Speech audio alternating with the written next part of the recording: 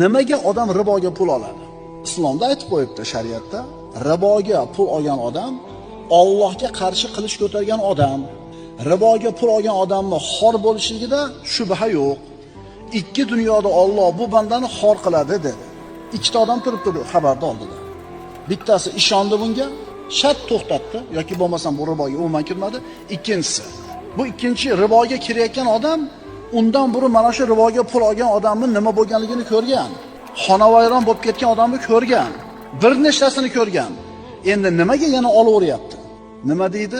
Olyotib, men deydi o'sha singucha deydi chiqib ketib qolaman deydi. Bir reys borib kelsam, shat deydi kreditni protsent yopib qo'yman, qutulib ketaman deydi. Ishonmayapti-da boyaga oyatga, hadisga. Domlalarda aytganiga ishonmayapti-da.